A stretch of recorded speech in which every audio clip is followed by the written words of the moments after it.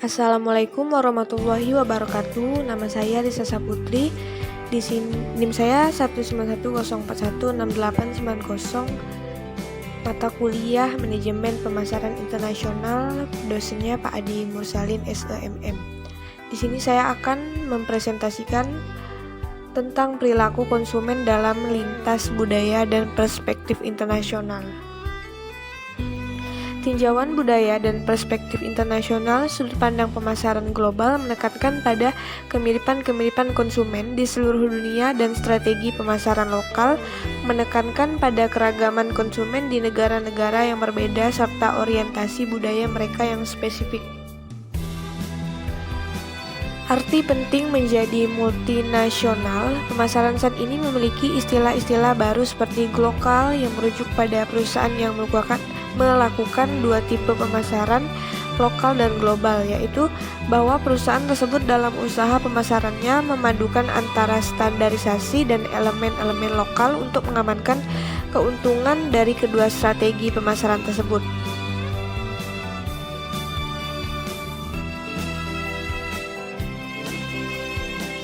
Selanjutnya, memperoleh ekspor dari kultur lain. Dengan banyaknya kontak yang dilakukan konsumen dengan barang-barang dan gaya hidup dari orang-orang yang tinggal di bagian dunia yang lain, mereka mempunyai kesempatan untuk mengadopsi cara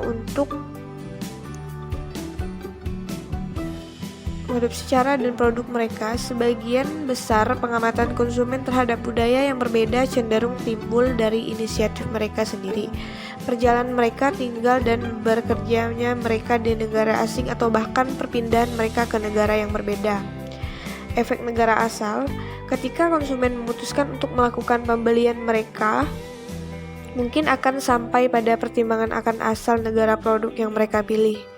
Yang kedua, ada analisis konsumen secara lintas budaya.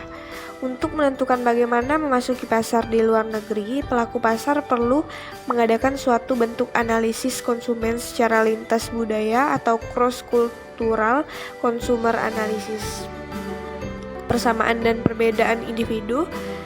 Pemahaman mengenai persamaan dan perbedaan yang ada pada negara sangat penting bagi pelaku pasar multinasional yang harus menyusun strategi yang tepat untuk meraih konsumen di suatu negara yang spesifik. Semakin banyak persamaan antara satu negara dengan negara lain, maka pelaku pasar juga cenderung memakai strategi pemasaran yang hampir sama. Efek waktu atau time effects.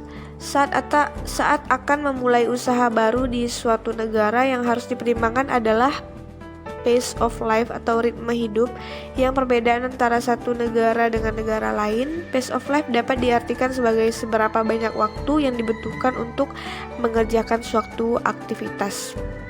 Karakteristik naluriah dari analisis lintas budaya. Biasanya sulit bagi perusahaan merencanakan bisnis di negara-negara asing untuk menjalankan penelitian lintas budaya konsumen. Pertumbuhan global kelas menengah. Pertumbuhan masyarakat kelas menengah di negara berkembang menarik perhatian banyak pelaku pasar global yang sedang mengidentifikasi konsumen baru untuk produk mereka. Masyarakat secara global, terutama di Amerika Selatan, Asia, dan Eropa Timur dengan pendapatan per kapita $5.000 dapat dianggap sebagai kelas menengah.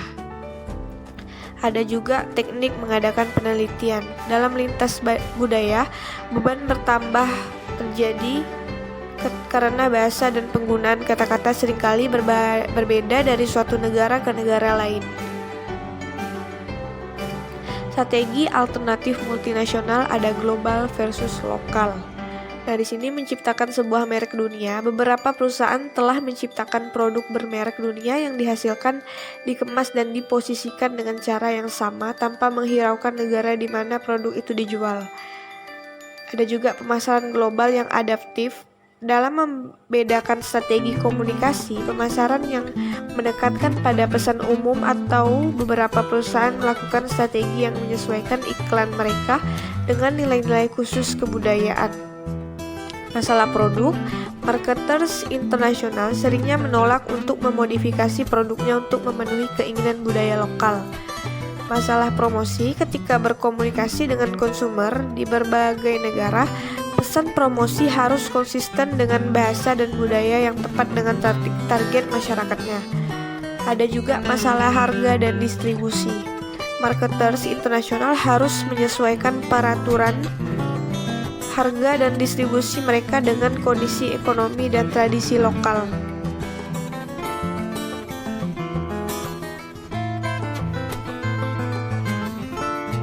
Di kesimpulan, dengan banyaknya perbedaan sekarang antara sesama penduduk di sebuah negara, mudah untuk mengerti bahwa perbedaan yang besar mungkin terjadi di antara penduduk dari negara yang berbeda, mempunyai budaya, value, kepercayaan, dan bahasa yang berbeda.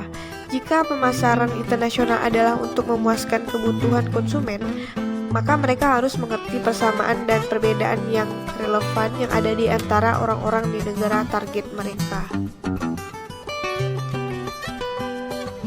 Demikian, itu saja PowerPoint yang telah saya buat. Sekian dan terima kasih. Wassalamualaikum warahmatullahi wabarakatuh.